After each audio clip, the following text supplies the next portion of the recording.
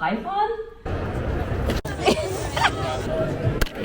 Hi, it's Haley, your Bookish travel gal. I'm here with my homemade strawberry matcha latte in my den, deciding to sit down and actually edit my Comic-Con 2025 video.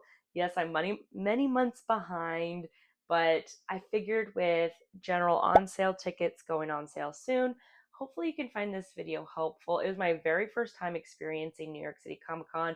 I went in very blind and very overwhelmed. So I will do a little bit of a recap after I edit this video, and hopefully you can use this as a great resource for your next Comic-Con experience.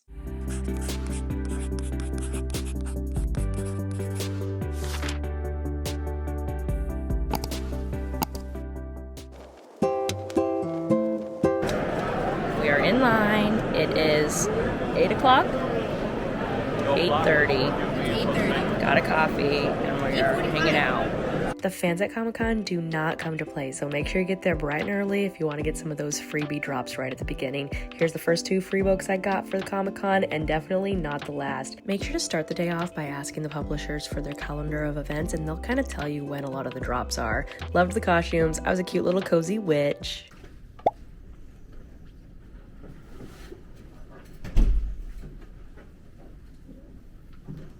With the boom of romantasy has come, oh, it's just porn for women. It's like, it's not real literature. It doesn't have real merit. And I don't know that we hear that if it's written by straight white men.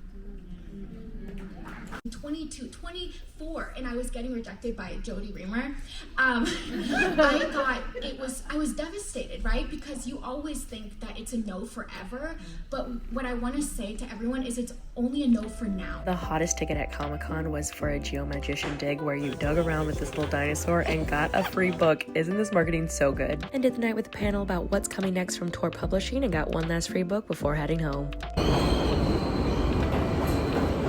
On day 2, I got a later start and arrived around 9:45 a.m. and that hour did mean I was significantly farther back in the holding queue, but I did start with 3 free books and buying the last con exclusive copy of a book. Every publisher is a bit different in their queuing system, so it was a bit of a learning curve to figure it out, and it's important to remember that the people working the Comic-Con are human and just doing the best they can. We're eating some teriyaki bowls, beef bulgogi bowls. Yes, the food is expensive, but luckily there are plenty of options to try. I was visiting Artist Alley and found a new favorite read. Next year, I need to spend more time exploring authors in Indie Alley. Book to book, but I like to start with a concept. For Violet, it was very much like a former villain wants to start over. Who is that kind of person? And Asked, do you have a romance section? And they were like, yeah, it's like, around the corner, down the hall, in the basement. Now it's, huge because they're bestsellers. It's driving the market. My favorite is definitely the opposite. I like forced proximity. I like a reason for them to have to be in the same space together and be like, no, you can't get out of there. This is fun. Shenanigans ensue. As for one that I would banish forever, I feel like I'm very much like a never say never person, but I tend to gravitate away from like surprise baby tropes a lot of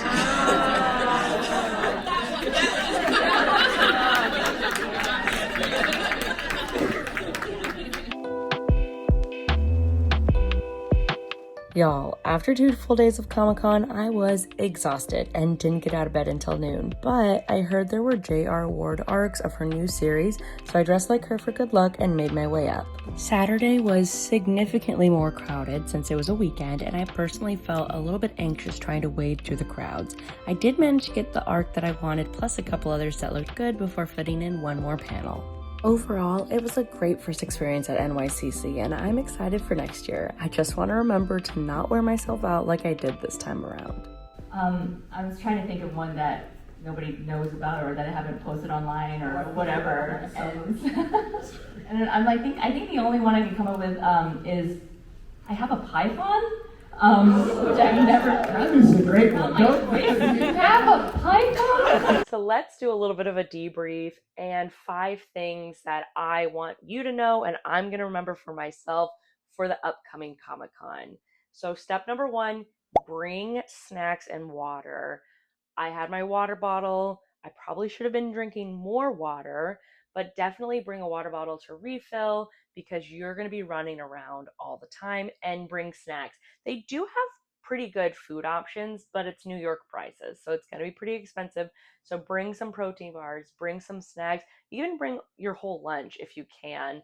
That is definitely going to save you when you're running from line to line and back again. Number two, if you want to get book drops, you have to get in line early, especially if you don't have VIP.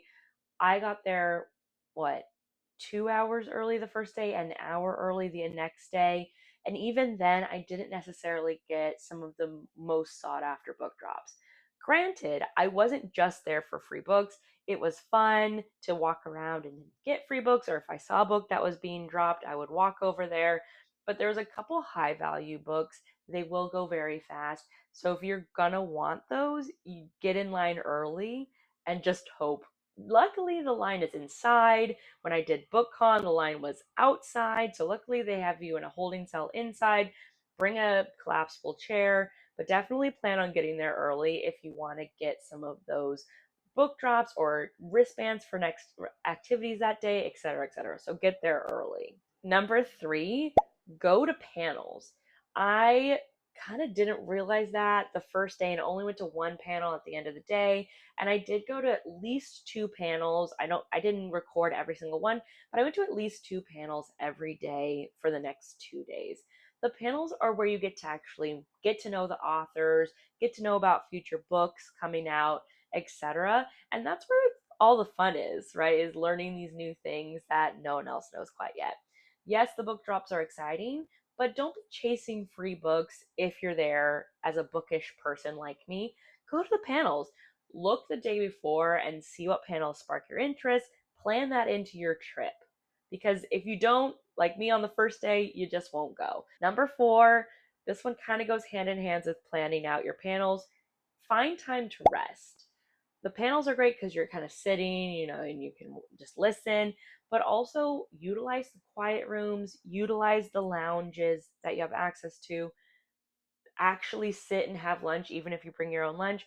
But please, please, please plan to have rest time, because if you are like me and you're just going, going, going, you will burn yourself out, and you're not going to have a fun time if you're tired. So plan time to rest. Even if you think you're missing something, you probably are going to miss something, but you really can't do everything. And you just got to pick time to rest. Number five, last but not least, this is something that you really have to remember at Comic-Con, is have fun. I remind myself often, yes, the free books are fun. Yes, meeting with friends is fun, but you got to make sure that you prioritize yourself and having fun. Waiting in line for free books, if it's something that you really want, great. But just spending your whole day waiting in line for something that's free, whether it be books or a giveaway or whatever, that's not fun. You want to be walking around and seeing the exhibitors. You want to be going to panels, like I said. You want to be spending your time actually enjoying Comic Con instead of waiting in line. And yes, I know getting a free book is amazing. And there can be exceptions, right? If you really appreciate a book and you really want it, like I really wanted the J.R. Ward book, go out of your way for that book if they're giving it away. Or if you're walking around and you hear, oh, they're giving away free books over here, walk over there. But the need for like pushing or shoving or hovering for like 30 minutes before a book giveaway, it's not fun for you, and it's not fun for the staff that work the booth, because then they get in trouble. So just have fun. Don't wait in line unless it's something that you actually really, really want. I think that's it. That's 5 things that I'm remembering, and I hope you remember too for your upcoming Comic-Con or other convention. If you're going to Comic-Con this year, put it in the comments. I'd love to see you. And also let me know, what is your biggest piece of advice for people going to conventions for the first time or even the second time like me? In the meantime, I'm Haley, your bookish travel gal. Happy book hunting.